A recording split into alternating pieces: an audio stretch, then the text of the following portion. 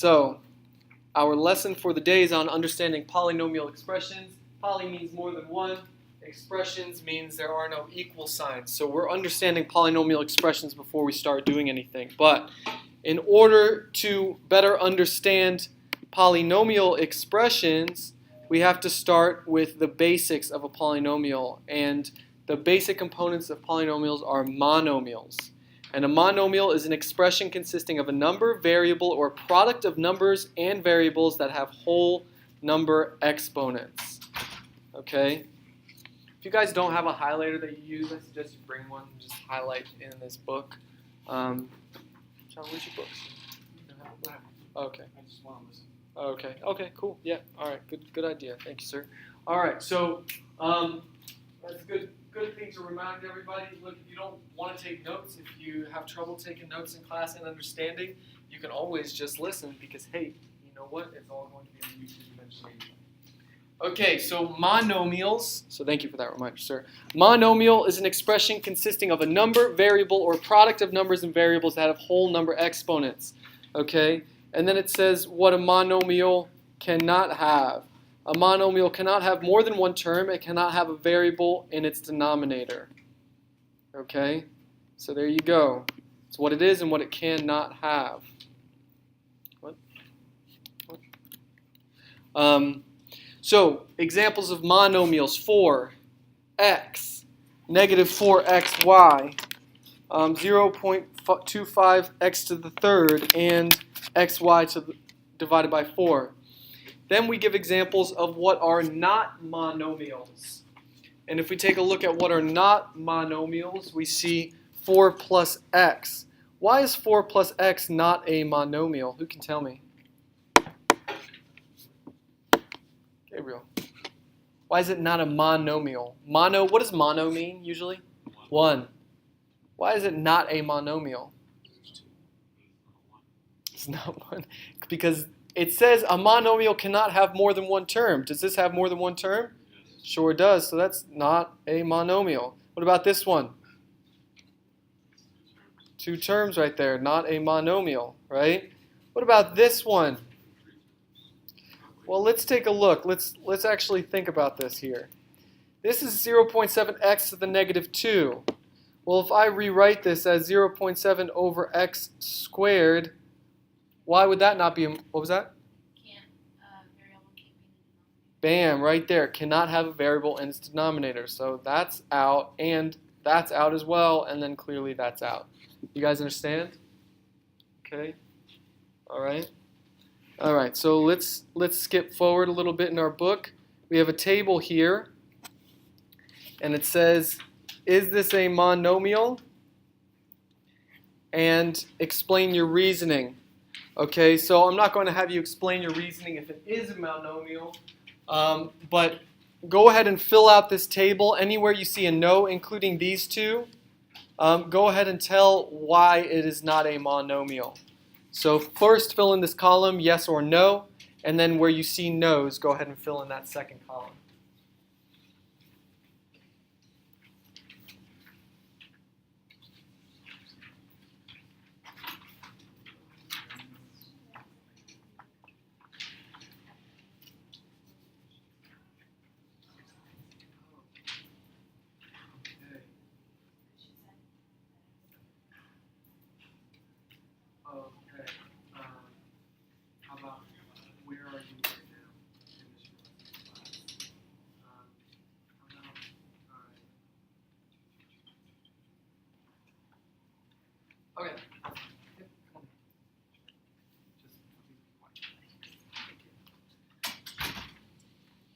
Okay.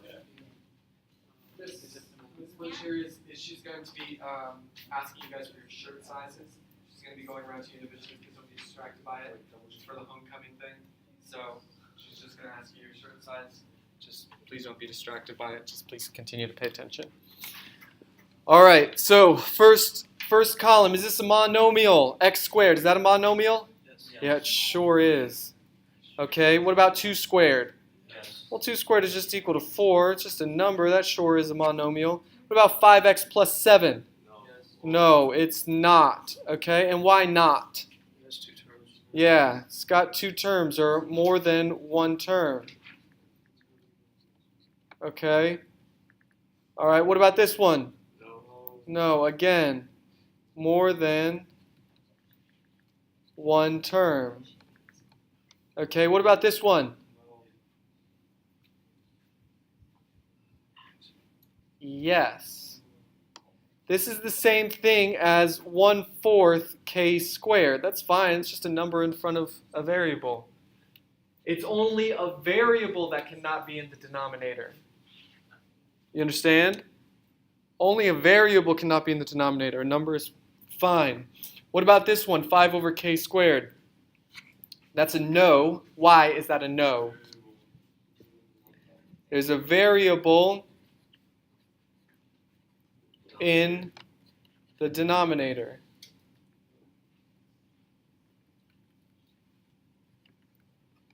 And this one here, square root of y. Why is that not one? What's another way of writing the square root of y? Y to the what power? That's the negative. Square root of 1/2. Y to the 1/2. But what does it say? A monomial is an expression consisting of number variable or product of numbers and variables that have what kind of exponents? Whole numbers. Is 1/2 a whole number? No. So, not a whole number exponent. You guys get it? You guys understand how to determine whether something is a monomial or is not a monomial? Okay, so your big things you're looking for is variables in the denominators, more than one term, and whole number exponents. One question I have is that if there's like actually a number in the square root, like does it vary on which if it hasn't written like a whole number? Well, for instance, if you had like an instance, that's a good question. It was like, what if the square root looked different? Then what would that be? Well, if, for instance, I had square root of 4y squared, well, that would be 4y squared to the 1/2 power, right? Distribute that exponent in. Square root of 4 is 2. Y squared to the 1/2 is just y to the 1. So that would be a monomial. So you're going to have to simplify it first. Do you understand? Cool. Thank you. All right. Any questions on that? Okay. All right. So we know how to identify a monomial. All right. Let's see. Why is 16 to the 1/3 a monomial, but x to the 1/3 is not a monomial? First off, why is x to the 1/3 not a monomial? Who can tell me? Someone raise your hand, please. Sure, Brendan. Because x is not a number. Well, that's not the reason why. Ms. Fink. No, x to the 1/3 wouldn't put it in the denominator. If it was x to the negative 1/3, it would go to the denominator. The exponent is not a whole number. Very good. Exponent is not a whole number. Great. But wait a second. 16 to the 1/3, it's saying it is a monomial. So what's the difference between 16 to the 1/3 and x to the 1/3? What's the glaringly obvious difference? One's a letter, one's a y. One's a variable and one's just a number. God bless you. Now 16 to the 1/3. Do we know the cube root of 16? Do we know it? No, we sure don't. Not me at least. It's like 2.51984. I don't know, right? Okay, we don't know it, but it's still a number, right? Doesn't matter if it's an irrational number or a rational number or whatever. It's still a number. And since it's still a number, it falls into the category of being a number, which means it's a monomial. Got it? Does that make sense? Doesn't matter what kind of number it is, as long as it's a number. All right? Is x to the 0 a monomial? Yes, it is 1. Yeah, because x to the 0 is just equal 1. Yeah, good. Okay. Anything to the 0 is equal to 1 except for 0 to the 0. Any questions on this? See, classifying monomials, okay? We're just getting used to what a monomial is, because when we are used to seeing monomials, it will help us in classifying polynomials. So our next part is classifying polynomials. Okay, monomial means 1, mono, one. Poly means more than one. So let's take a look. A polynomial can be a monomial or the sum of monomials. Okay? So if it's got one term, it's a monomial. What kind of polynomial has two terms? What's a prefix usually used for two? Binomial. And if it's got three terms? Trinomial. Very good. Okay, so we got that. Now, so we can classify a polynomial by one term, two terms, or three terms. If it's got any more than that, we don't necessarily call it by any kind of name. At least not that I know of. So we classify it by the number of terms. And we also classify it by its degree. And if we take a look at what this says, the degree of a polynomial is the greatest value among the sums of the exponents on the variables in each term. Now, that sounds like a lot, but it's actually very, very simple. Okay, so let's take a look at this one, for instance. So this is a polynomial. Okay, so let's take a look at it. I want to find its degree. When I want to find the degree, I just add the exponents on all the variables. Okay? So this, it's only got one variable, so its degree is very clear. It's just 2. Here I've got two variables, so I add them. 3 plus 3 equals 6. Okay? So those degrees of each monomial is 2 and 6. You see that? But the question is, what's the degree of the polynomial, the entire thing? Does anyone have a guess or an idea of what that would be? 8, that's a guess. All right, could be 2 or it could be 6. Raise your hand if you think it's 8. Raise your hand if you think it's 2. Raise your hand if you think it's 6. Okay, raise your hand if you like breathing. Okay, a few people. Nice. All right. Me too. I like breathing. Secret's out. Okay, you classify it by the highest degree monomial. So this polynomial is degree 6. Okay, you classify the degree of the polynomial by the highest degree monomial. Does that make sense, guys? So Okay. the exponent is how you figure it out. Yeah, you just So add the it doesn't matter exponents. what numbers in there, it's just the exponent. This is called the coefficient. The coefficient doesn't have anything to do with the degree, only the exponents on the variables. Got it? Okay. So let's do another example. Another example would be this one here. So this isn't exactly an example in your book that they use, but I like it. So here, this monomial, this is x to the 1 y squared. I add the exponents. 1 plus 2 is 3. This monomial is x to the third y to the third z to the first, so it's 3 plus 1 equals 7. Class, what's the degree of this polynomial? 7. Does that make sense? Is that, what kind of polynomial is that? It's a binomial. There are two terms, right? One term, two terms. Binomial. Okay? So the degree is 7, and it is a binomial. All right. Next. Let's do this one together, and then you guys are going to get a chance to do some examples on your own. So this one here, okay, 3 squared, well, that degree is 0 because there are no variables in it, okay? And 3 squared is just 9. It could be seen as 9x to the 0. Why? X to the 0 is what? 1, right? So this is just 9 times 1, or just 9, right? So it's 0 degree. This one has n to the third, so the degree is 3. This one has n to the 1, so the degree is 1. So what's the degree of this polynomial, class? 3. And what kind of polynomial is it? Trinomial. Very good. Any questions on that? No? No? Okay. All right. So go ahead now and do numbers 5 and 6 on your own.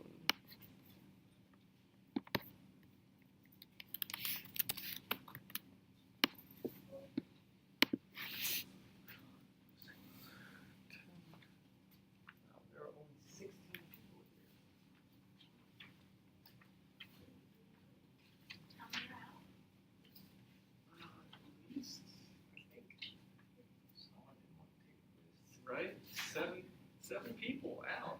That's what it looks like.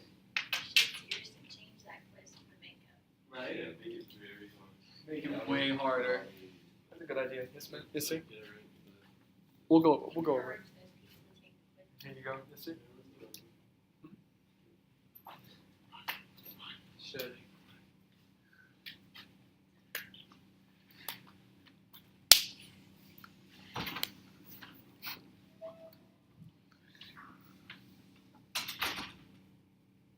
Okay.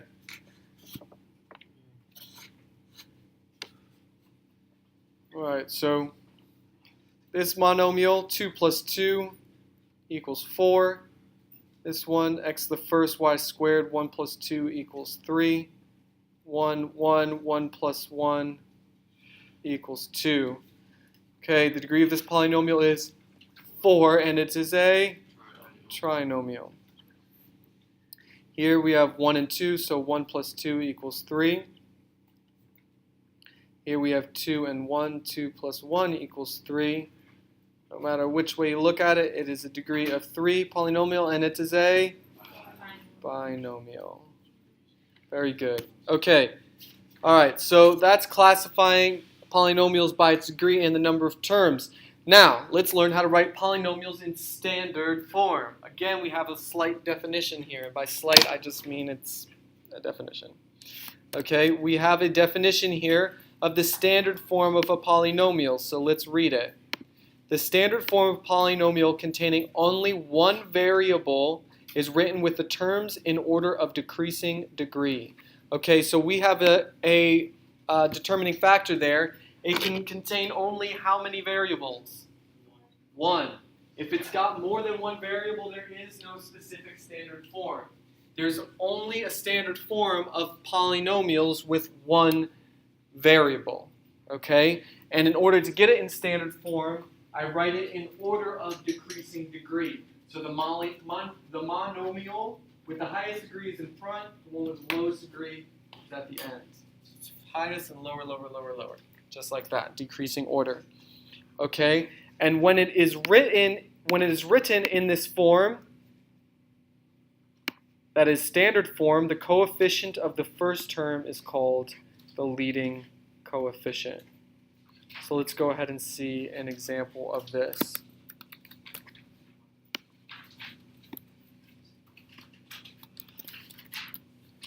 Okay, so here I have a polynomial, right?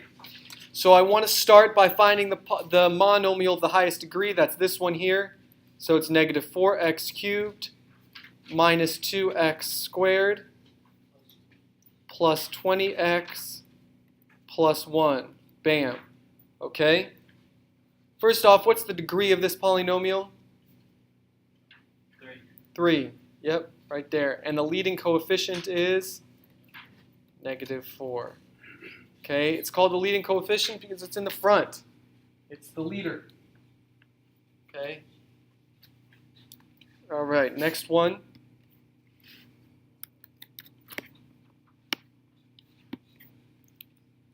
This right here. Z to the third minus z to the sixth plus 4z. Negative z to the sixth is first, plus z to the third, plus 4z. What's the leading coefficient here? Negative 1.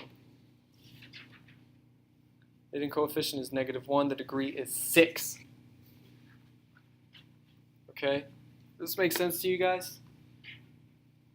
Alright, and when I ask for standard form, it would just be negative z to the 6 plus.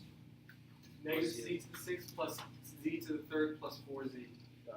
Standard form. See how it goes from highest, lower to lowest. That is standard form. Okay, so now you guys are going to have an opportunity to do this by yourselves. 7 through 10. Go ahead. Yes, sir. Yes.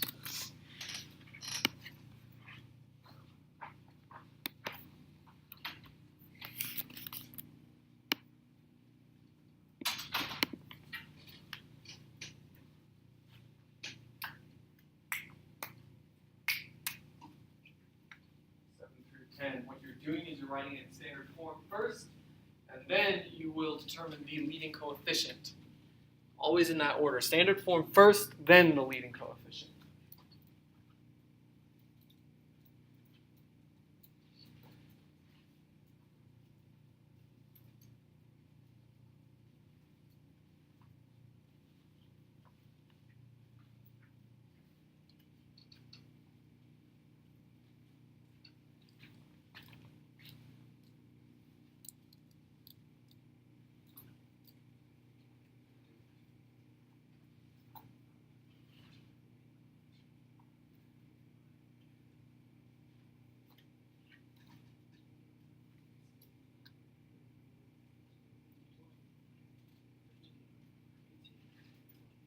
That's the degree of three. Yes.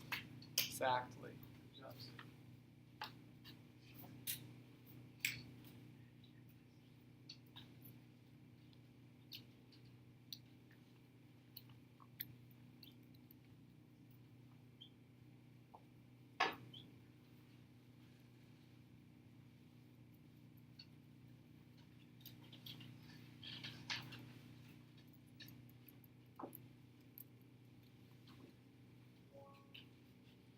Beautiful day out there today. Sky's got that special color of ozone. Huh? Guys, let's rebel. Let's just go. Come on, just roll and lead. Let's go. Lead us to victory. Because I find I'm looking now. Right? That's wrong. No, it is so right. Okay. All right. Standard form, x to the fifth plus 4x cubed. See, I'm crossing them out. I do recommend you do that. Minus 3x squared plus 10. Okay, leading coefficient in this case is what? Might say 5. That's not, it's 1. Very good. It's a 1 right in front of that x to the fifth. Okay. Number 18, negative 3y to the 8th plus 18y to the 5th plus 10y. Leading coefficient is what, class? Negative 3. Good. This one, negative 15x squared plus 10x plus 13. Leading coefficient, negative 15. All right, next one, 12b to the 4th plus 6b cubed minus 3b squared, oh, wait a second, plus 2b, oh, wait a second, minus 7 plus 7, what happens? Cancel them out. All right, good job. Leading coefficient is for all the beans. Good. All the frijoles. How do you say all in Spanish? I forget. Todo. Todo los frijoles. Is that correct? Close enough? Yeah. Todos, is it todos frijoles? Is that better? No, close. To- Like T is like Todo. in Spanish, the D is like a T. Todos. Todos. Todos frijoles. Got it. Close. All right. Good job, everybody. All right. Okay. All right. Now listen. Simplifying polynomials. In this case, when we're talking about simplifying polynomials, we're just talking about combining like terms. Okay? So it's fairly simple in this regard. Look, I've got 2r squared plus r squared is 3r squared plus 5r plus 5r cubed I should have done first, right? To write it in standard form. What's the degree of this polynomial? Degree is 3. Okay, leading coefficient is what? 5. And what kind of polynomial is it? It is? It's a binomial. Okay. All right. Next one. Example A. We have Negative 2y cubed plus 2y cubed. Get them out of there. Minus 8y squared plus 8y squared is negative 7y squared. What's the degree of this polynomial? 2. 2. Leading coefficient. Leading coefficient is negative 7. Type of polynomial? Monomial. Very good. All right. Next one. This has more than one variable, which can make it kind of tricky to see. All right. P squared q cubed. I have 1 minus 4 is negative 3. P squared q cubed. P to the 5th, q to the 4th. Minus 4 plus 3 is minus 1. P to the 5th, q to the 4th. What's the degree of this polynomial? What's the degree? This is 2 plus 3 is 5. 5 plus 4 is 9, so it's degree 9. What's the leading coefficient? Trick question. Sorry. Can there be a leading coefficient of this polynomial? No, Why not? because it can't be negative. Because why? Can it be written in standard form? Can it be written in standard form? No.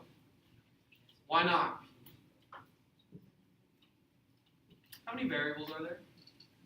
Too many. Two. Too many. Right? How many variables can there be to write in standard form? 3.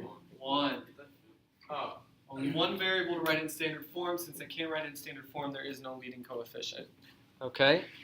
Very good. But I could tell you what type of polynomial it is, and it is a binomial. Could you explain how you just did that? The standard form thing? Like this whole, like example 3 would be like that whole thing you just did. Okay, yep. Look, all I did is I combined like terms. Okay? You made it a little bigger. Yep.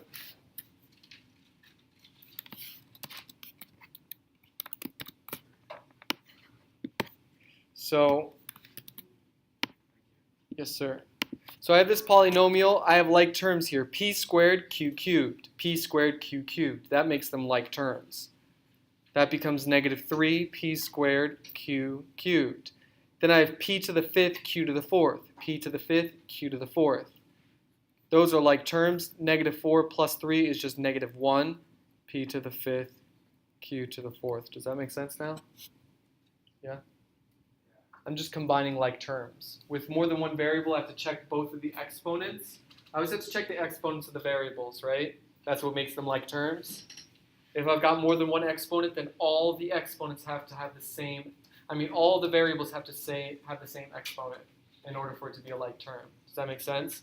So for instance, if I had x squared y z to the 3rd and x squared y to the 3rd z, are those like terms? Are those like terms? Oh, yes. No. I can't combine those. Together. I can't combine those. But if it was like this, z to the 3rd, those would be like terms, right? You see? Because all the exponents for all the variables have to be the same in order for it to be like terms. Does that make sense? Okay, good. Thank you for that question. All right. With that said, you guys can do some example questions, 12, 13, and 14. So go ahead and do that now. So you're just going to go ahead and simplify those.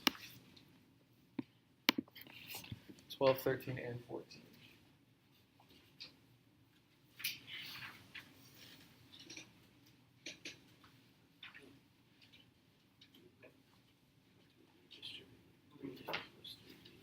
Number 13, what are you going to have to do first? Yes. Yes. Do a little work before you move forward.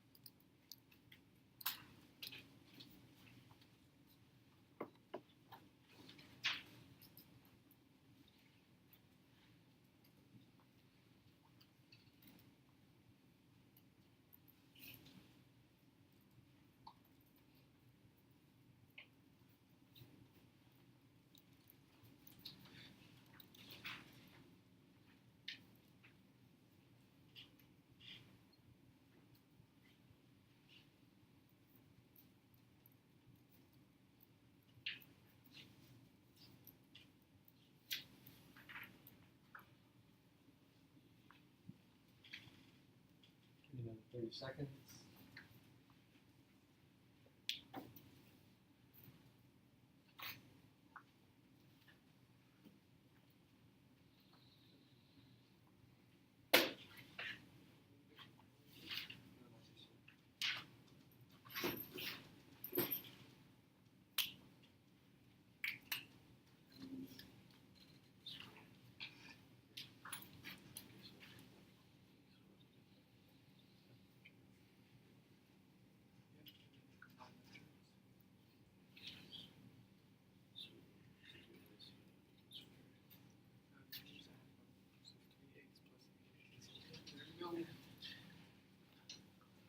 All right, so let's take a look at these.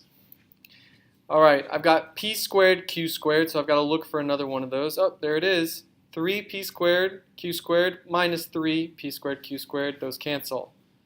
And I've got this, p squared, q to the third. Here's another one. Negative 3, positive 4 is just 1. P squared, q to the third. Those cancel. All I'm left with is plus pq. That's done. Here I've got to distribute in before I can simplify. It's 3a plus 3b minus 6b plus, again minus, that negative comes with it, minus 6c plus 8a minus 8c. Look for the a's. 3a plus 8a is 11a. 3b minus 6b is negative 3b. Negative 6c minus 8c is negative 14c, and I'm done. Next one here, I can start with my AB term, sure. AB minus 5AB is negative 4AB. Negative a squared plus 3a squared is positive 2a squared. 4 squared is what, class? 16 plus 10 is 26, and I'm done.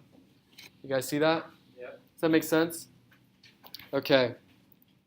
So now the next logical question is, are we done? And the answer is yes. You are done with the lesson for the day. You have homework. Next question there is, what's the homework? Well, it's on page 134, number 3 through 16. And I'd like to direct all of your attention to number 15 for just a moment. 3 through 16? 3 through 16. You on my CCA? Yep.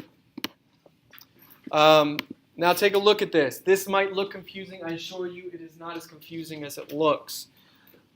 To the cube root of 2, what is that? That's begins with an M, N. N-U-M-B-E. Number. Hey, thank you. Nice. Last class I spelled it all out and I still had people like, I spelled it really fast. So it's not a judgment on them. All right, cube root of 2, x, y, z. Okay? I've got another x, y, z term here. I just bring that coefficient to the front. Okay? That's all I do there. 2 to the 5th. Well, that's just another number. You see, it's just making it look harder than it actually is. 2 to the 5th is 2, 4, 8, 16, 32. So that's 32, x, y, z. And those are like terms there, so I'll combine them later. But first I want to simplify this. 2 to the 10th. Ooh, yay. 2, 4, 8, 16, 32, 64, 128, 256, 512, 1024. Okay? 1024 xy. So these two are like terms, so I want to combine them. I could just put in parentheses cube root of 2 plus 32 xyz plus 1024 xy. Now, I could get cube root of 2 in decimal form if I really wanted to, but honestly I don't in this case. Oh wow, really? And the reason why is because that will actually be more inaccurate than the other way. Hey guys, thanks for all of your attention and hard work today. Homework is 3 through 16. It's on my CCA. And remember, you guys have the videos for lesson 4.2 to watch for the bell ringer in class on Monday. See you Monday. Enjoy your weekend.